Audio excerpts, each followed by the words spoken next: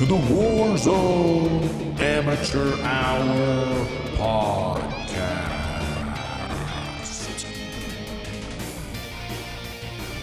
Welcome back to the Warzone Amateur Hour podcast. This is episode number 51, inching closer to our 1 year anniversary, just as we inch closer to the revelation of the Warzone gospel time, when we have the rapture and return to the Pacific, not return to, I'm stumbling here. This has been quite a week for us, but I'm back. I got the TenInchCowboy at my side. He's hurting as well, but we're here for you, our loyal listeners. How was your week in the Warzone, Cowboy? Wow, my week was great. Thanks for that stellar introduction once again. Not sure what you're rambling on about, but the week was good. I played a lot this week. I played every day. I've been playing a lot, and, you know, highs and lows. A few more cheaters, I feel like, this week. Noticed a few more cheaters than usual. Been bouncing around. We played a lot of Rebirth, obviously, but we did play some of the big map. Played the Kingslayer Trio, which I believe is on the new playlist, which I'm sure we'll talk about as well. A lot of stuff happening, more or less, but my week was good.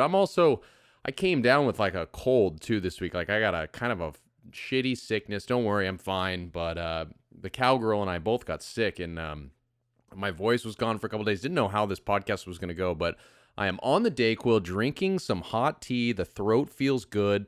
So I'm going to be here for this. We'll see how long I last. My voice could cut out at any moment. But again, our commitment to production quality and consistency is unmatched by any other Warzone podcast out there. Come at me. How was your week in the Warzone, Tron? My week, rough at the start. Really hit like a low point. The lowest I can remember in a while. Miserable time on Verdansk. Performing just really poorly. My mind wasn't in it. My heart wasn't in it. Wow. And trying to find the guns, the magic that I had with that M13 in those weeks or two, just immediately gone. Really? You're no longer on the M13 train, really? I'm off it again, just because my issue is I think it's an excellent sniper support, and I mean, if you're somebody that plays a little bit more conservatively, you're not running and gunning, like, it's still a solid amateur weapon. It's still got a solid TTK, but it just wasn't. It was kind of pigeonholing me a bit, where, I'm running that with like a Mac 10 or a PPSH, and it was like, what do I do when the guy's more than 50, 60 meters away? Yeah, you can't get involved. You can't bring the thunder if, like, they're, if you're further from a team. If you're at chemical engineering and they're on the prison roof, what are you gonna do? Exactly. I'm like flicking shots, and this week we kind of had, early in the week, we had a decent amount of Verdansk action, because the Rebirth was confined to only 3 people trios, and we had a lot of quad action this week, and so we were in Verdansk a lot. And yeah, one of the rounds were like on top of Nakatomi Plaza. I got a fucking M13. I could barely see people through my Corporal Combat holo scope. I'm literally was just like flashing on the trigger, kind of spraying. I'll take a plate or two, but no business. So that was rough. It was rough. But then this past weekend, starting on Friday, started to get back in the groove. We played some last night, and I had a fantastic time last night. I was on top of my game. I was feeling it a bit, and I think a lot of it has to do with finally making the switch in terms of, getting on the meta train for the AR, long-range AR. Again, as always, as those who followed this podcast, those who know us, like, we are not in the front car of the train, the meta train. We're on the fucking caboose. We were running alongside it, just hopped into that extra cart with all the, riffraff that are riding on the trains. That's me getting on the EM2 train right as it leaves the station. I'm sure I'm only going to have it for another fucking week or two before they nerf it to oblivion, but I gotta say, that thing is insane. It makes me realize what a disadvantage I've been at by not using it, because now that I'm using it, it's not even that leveled up, but it just smacks and it throws bricks out of a barrel. Yeah, I think to go back to your hopping off the M13 train, I think one thing that has clicked in my mind, playing more, that should click in a lot of amateurs' mind, if you're running a shorter range loadout, like say a Mac 10 and an M13, your gameplay style needs to change to match that. So you need to be pushing people and approaching people because you have short range weapons. You know, you do absolutely no good hanging back, watching other people 150 yards away, you know? So what you need to do is you need to be pushing those people. That's how you make that loadout successful. So if you're not doing that, of course it's not going to come in handy at all. So you you really gotta change your gameplay style, which is something that I've kind of tried to do as well. This week, I've noticed if I'm not running the car PP loadout that I love so much, and I'm running, say, like that M13 Mac 10, which is typically a late round loadout that I'll get. So, because most of the confrontations are closer toward as the circle gets smaller, obviously. And I've been pushing people. Like, you know, you watch good players play the game, and I do think there's something to being the aggressor. Because if they're sitting back waiting for you, in you're playing the predator, I think that gives you an upper hand, especially if you're going against, I mean, this all comes down to going against maybe not the best players in the world, but if you're pushing a team that's not great, I think you have the upper hand, you know, so you got to play that loadout appropriately. So the EM2 I've played with this week as well. I've had a couple of people drop it for me, and you're right. It absolutely, a couple of bullets with that thing and you can down somebody. It's pretty insane. But it's not like it's not like the DMR was. It's not like how the Grau was. It's not how like a couple of the metas have been where it's broken. It's just up there to where it's like, I don't think anything really competes with it, you know? Yeah, when you compare it 1-to-1 with other weapons that profile the same, which I would say is like the AK-47 Cold War and the C58, which is, I was running the C58. And when you do that 1-to-1 comparison, like the recoil is not really noticeably different, but the damage output is like night and day. Like, why would I ever run the fucking C58? Why would I ever run the AK when this gun, like you said, 2-3 shots maximum, you get a crack there. You get headshots there that's maybe even a down. And it's one of those things where you'll hear people in the death comm like, how did he fucking kill me so fast? And that was me on the other end prior. I mean, it still is me, but now I'm at least unleashing a little bit of that damage. And as we've said on the show, like, you got to compete. You got to give yourself as much advantage as you can. And so I think really having the thing that stood in the way is, you know, it's so low, I'm not going to have mine leveled up. But once you commit to running it game after game, you start to really level it up. And once you get like a suppressor or a decent sized mag, yeah, it's not as good as it will be when it's fully loaded out, but you're able to still kind of get, you know, you're 80% of the way there, I'd say. Yeah, mine is I don't know what mine's at. I think it's at like a level 20. It's really low. It does not have like any of the attachments that you'd actually want to use if it was maxed out, but I roll with it obviously during the warm-up sessions, you know, the minute countdown you have before a game begins. I'll slap that puppy on and try to get a couple of extra XP to get it updated. And even when I'm playing with it in that mode, it slaps. If you can handle the recoil a little bit, it's a really good weapon. If mine was loaded out, it would definitely be a staple of one of my loadouts. I'd probably pair that, with like a PP and run it a lot of the time, but unfortunately mine's not leveled up, and like you said, we only have like a week or two. Is it worth that investment? I don't know, but it's interesting that you went to the EM2 train. It's got a slower fire rate. It seems slow. Like it's like very slow. It's like duh duh duh duh. It's not like you know. And that's the thing though. So you really you have to hit fewer shots, but you have fewer bullets coming out of the chamber, basically. True, but typically your first few shots, at least I feel, are your most accurate. It's kind of when you have to follow people as they're running away from you that you can start to lose them. So at least for me, I'm a guy that usually kind of lines up my sight, you know, make sure I'm on them before I hit that. And so especially if you're kind of consciously aim at the upper torso head and hit one or two of those right off the bat, you only kind of got to hit one or two more shots to get it down. So it's an interesting balance. You would think, oh, you have to be more accurate maybe with the slower firing gun, but in some cases, as I'm saying, like If you get the eye on him first, you know you can hit 1 or 2 shots off the bat. You're already in a massive advantage in that gunfight. Yeah. Yeah. The one thing I was doing with the EM2 to help with the recoil was I was mounting it. If I was looking around places and I had a window or a doorway or something and I was looking at something and I wasn't in like a direct fight, but I was kind of looking for action, I would mount that thing up because I know it helps so much with the recoil on thing. And that's how I was getting a lot of the kills is I'd mount up, find a team somewhere, and then just start blasting their faces, you know?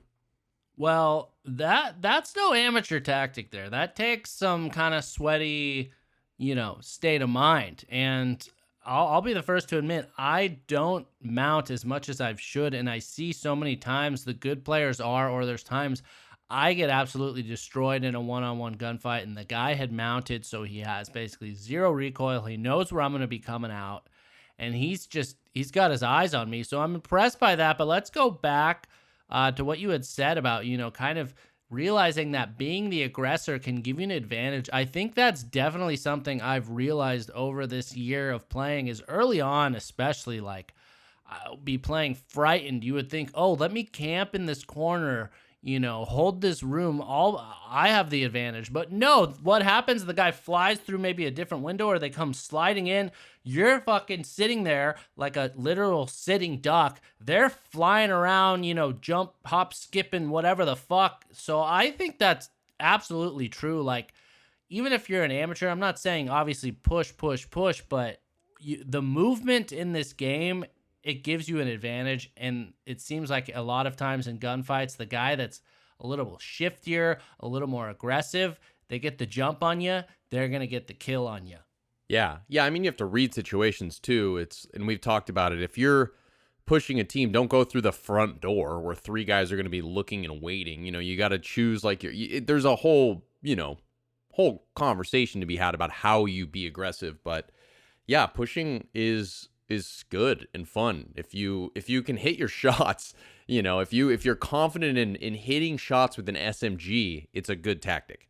Absolutely. Well, speaking of meta chasing, it was a little bit of a, banner day here for the Tronster this week. Finally, after literal months of kind of tepidly, I would say, not actively, I don't know, passively, that's the word, passively kind of leveling up, working my way towards unlocking the OTS-9, the basically unquestioned, maybe not unquestioned, but are easy to prove one of the best SMGs in the game for the past season and a half, maybe 2 full seasons it's been, the OTS-9. Finally this week, I unlocked it, still again leveling it up, but it's in my arsenal now. I'm really glad, but at the same time sad because again, I know once, the Pacific rolls around, I'm sure they're going to wipe all these meta weapons off the board, get the Vanguard ones, right up front.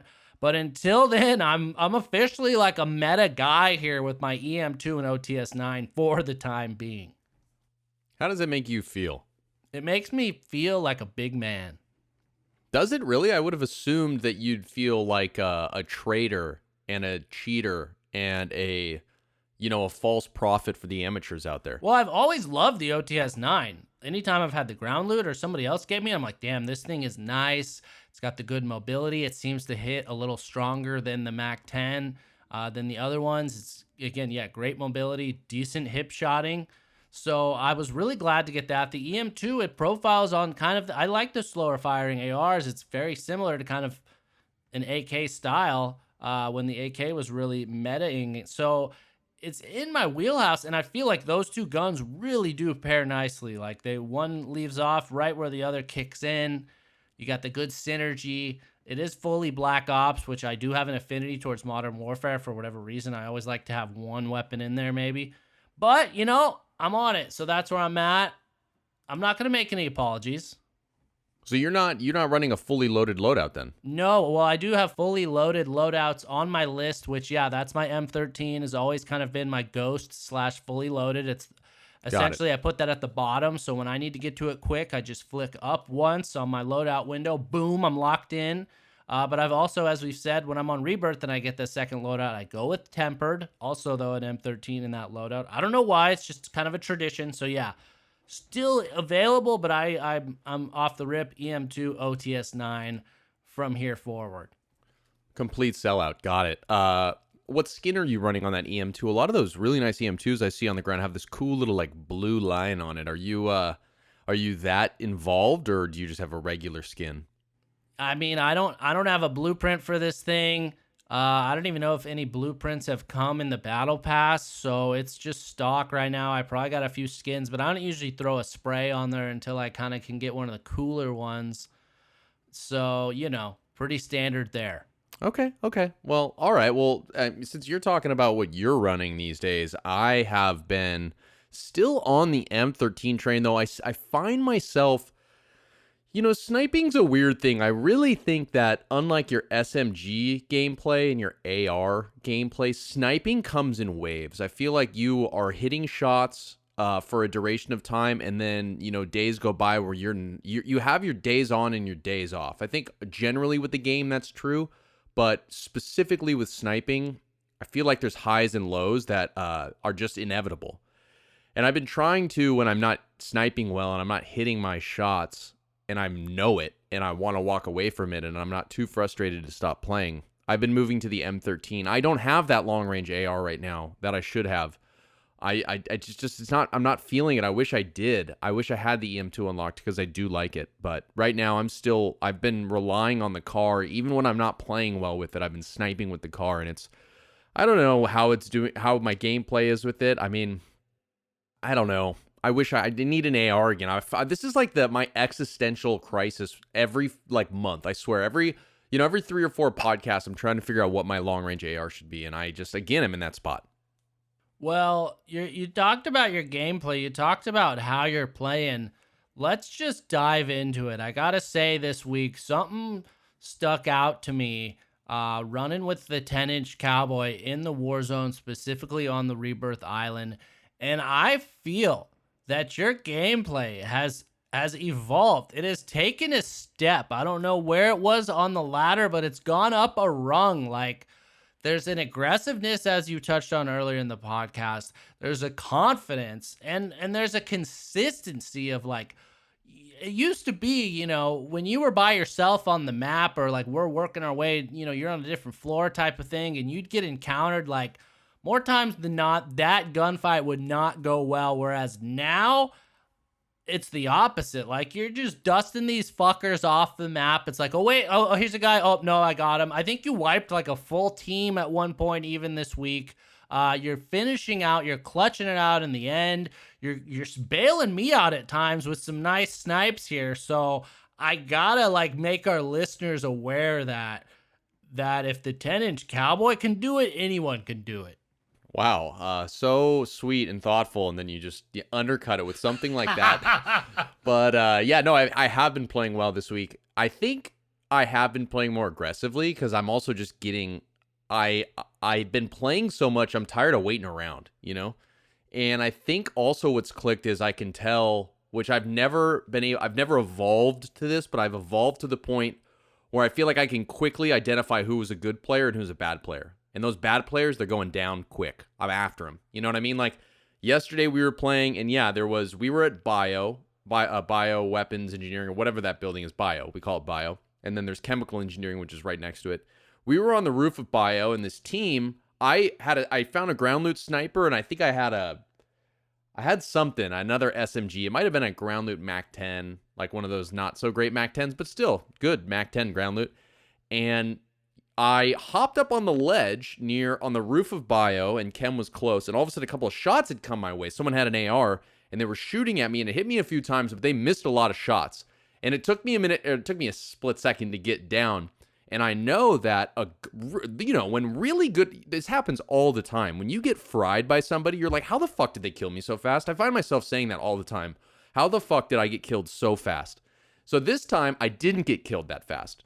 And it clicked. I was like, okay, these guys aren't very good because they should have killed me a lot quicker. So I took a look over, and one of these guys was hiding behind one of the air ducts, trying to line up the shot. And it was taking him a long time. I was like, oh, these guys suck. So I don't know what happened, but we put some shots on him, and I just said, fucking, and I ran over there. And basically, yeah, I wiped the team. It was like 1, 2, 3. And it was just the way that I knew that they weren't very good. I knew I was going to get the shot off before them, and they all kind of separated once I went over there. And it felt great, but I knew that they were bad. And I've been playing enough to know that I'm not as shitty as I used to be. So unless you're real good, I got a chance in winning those gunfights. So I'm taking that energy and that confidence to every gunfight, and it's been paying off for me.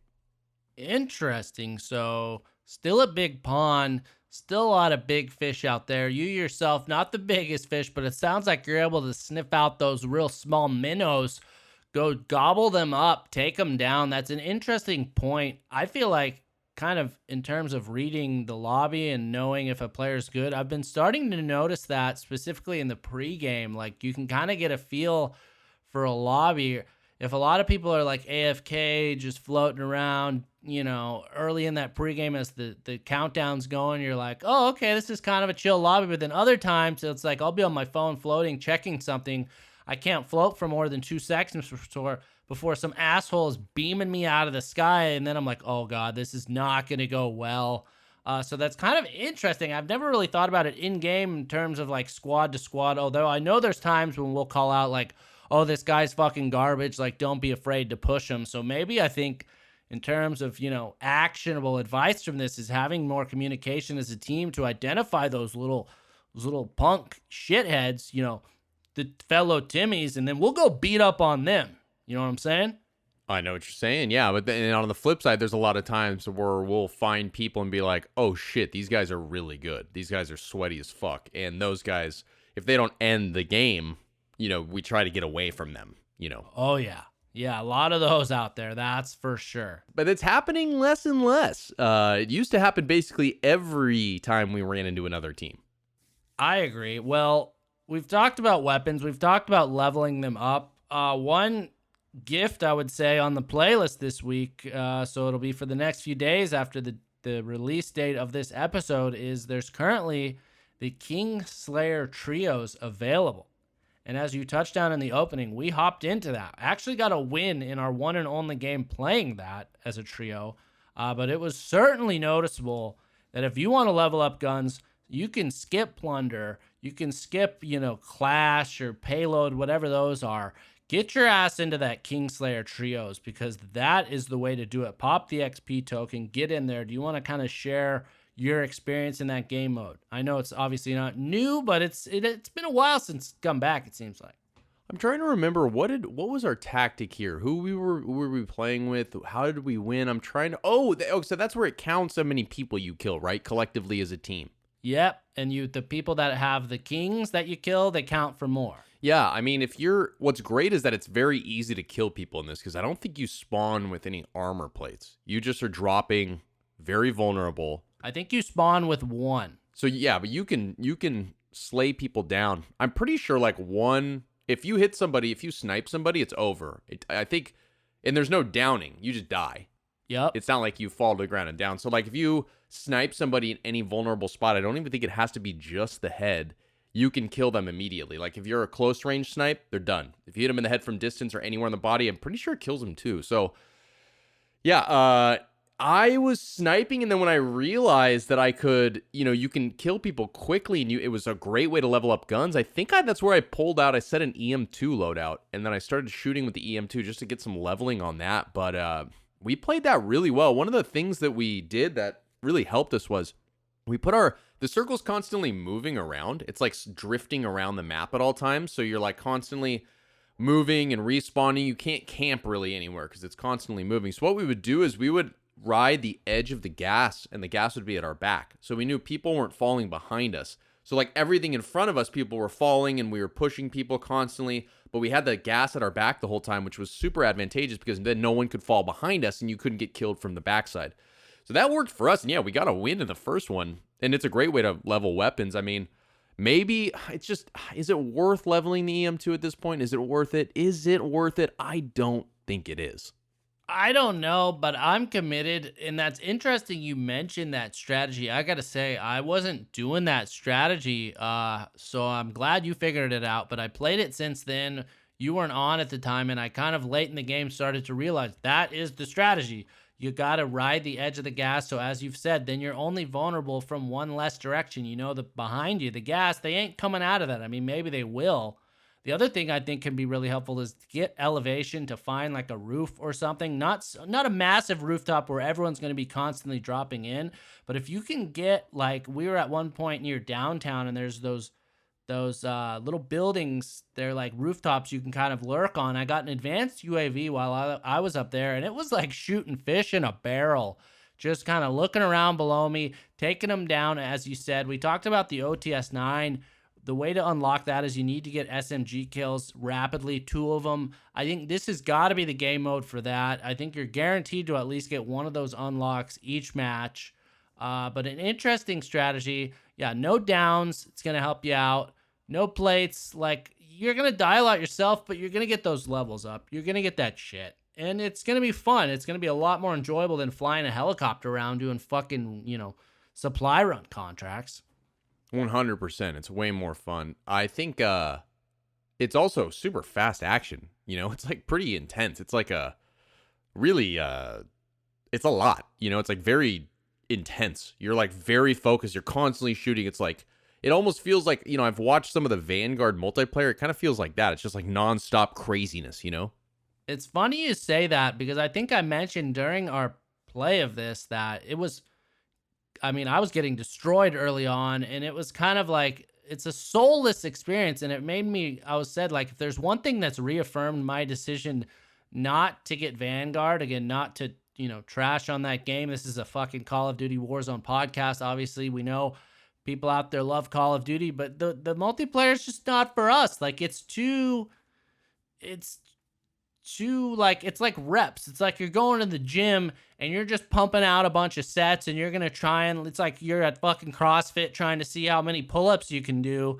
And then you take a break and go back at it. Whereas, like, we like games, like, what story? Like, give us the Warzone, give us the early game, the middle game, the end game, the strategy, the rotations, the equipment, the tactical decisions. You know what I'm saying?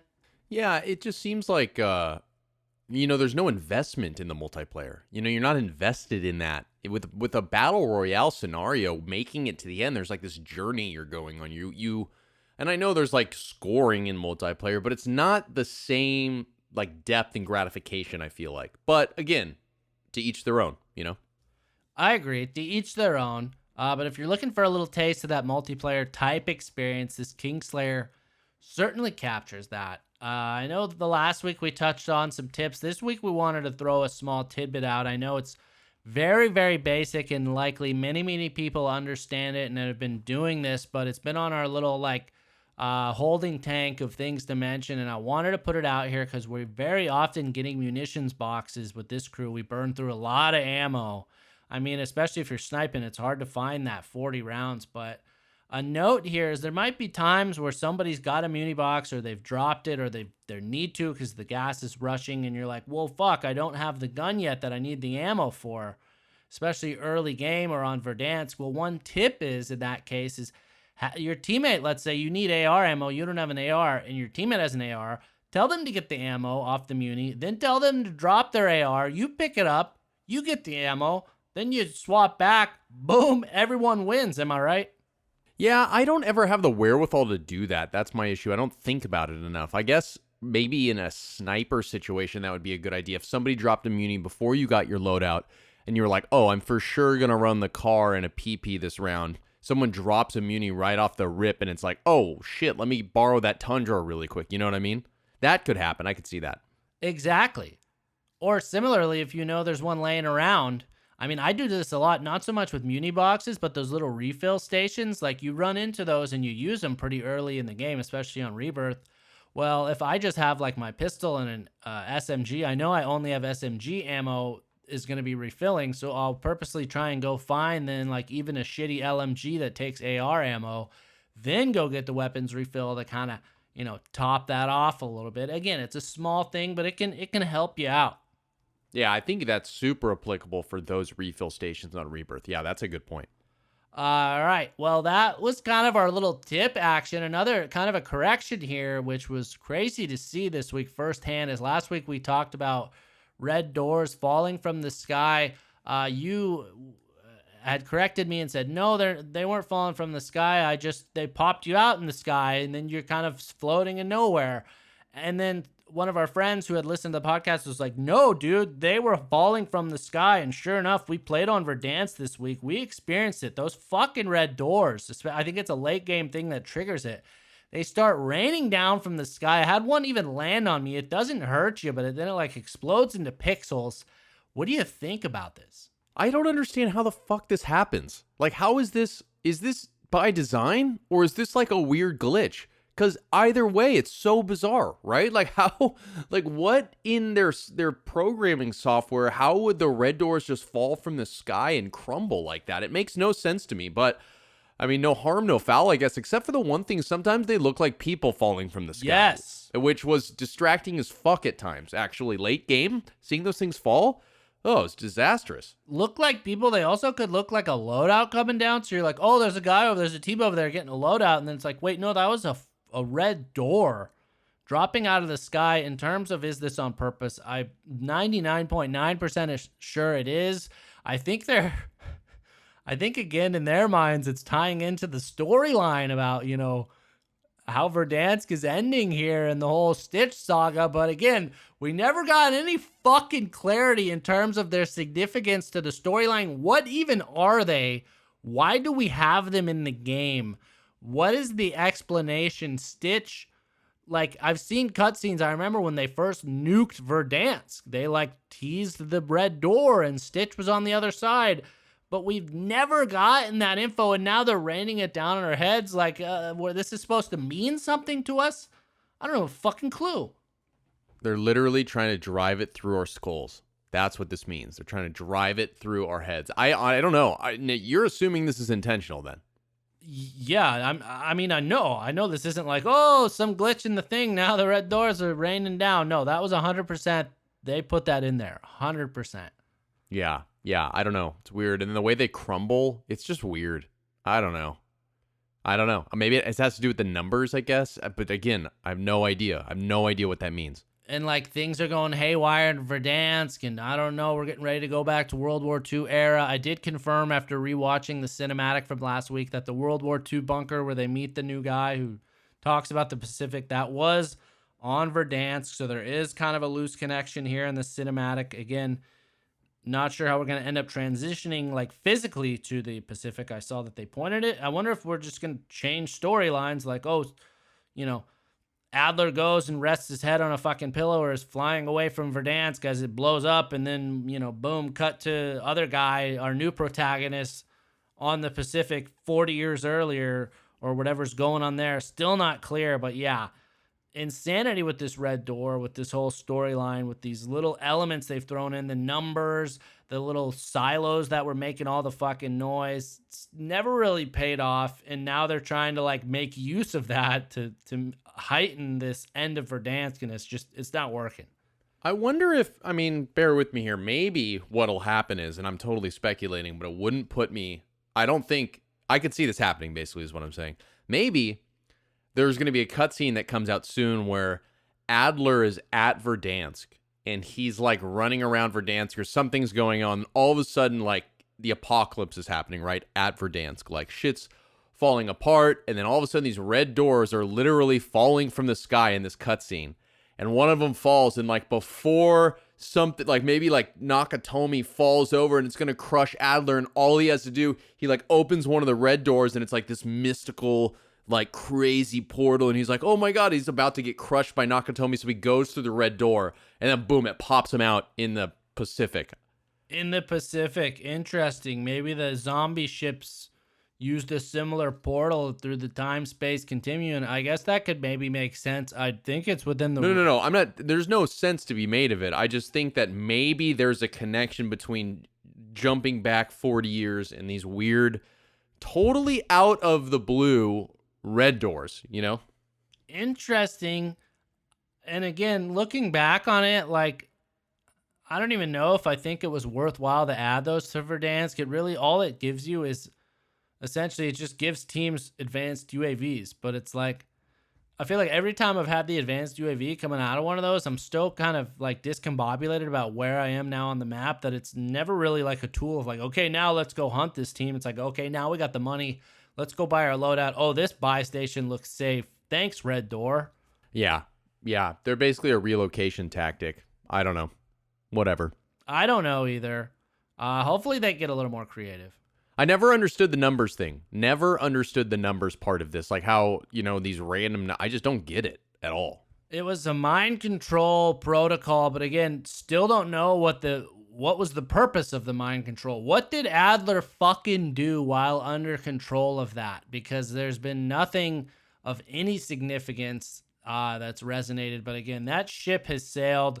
As we can see before our eyes, Verdansk is coming to an end. Everything's going haywire, which leads us to our final point, is that our custom game for our, to celebrate the Warzone Amateur Hour community and our 1 year together here on this journey. We're going to be putting out signups, hopefully announcing that officially next week, but I'm going to actually go into the custom game thing on Warzone this week, see how it works, get a better understanding, get a game plan in place so we can make that happen, because I'm excited. Also, I've noticed the regiments now in Warzone has officially changed. It's called groups, but it should still be there. You should still be part of the Warzone Amateur Hour community. And once that clan thing goes live, we're going to be making that happen. Yeah, baby. Okay, well, that's going to do it for us this week. Again, a little shorter, a bit under the weather here, a bit, but we got the red doors falling on our faces in real life here, it seems like, but we're riding this out.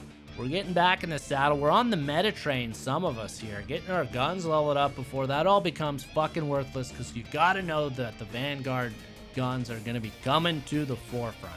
Yeah, I was just thinking about this. Would our 1 year anniversary be the 52nd episode or the 53rd episode? That's a good point. I actually looked back and was wondering the same thing. As we started, our first ever episode was on December 13th, 2020, and that should be 53 weeks, I believe, but it's not lining up, and so I had to go, parse the pieces together. Turns out our second episode we published 3 days after the first. We were on getting like the jump on it or something, but since that second episode, we've stayed steady on 1 week releases every Monday. But so we're kind of loosely gonna call 53, I guess, our 1 year anniversary. That'll be around the time of this custom game, but technically our anniversary will be right around December 13th. Wow, wow, okay. Interesting. Wow, what a year. What a year in the Warzone.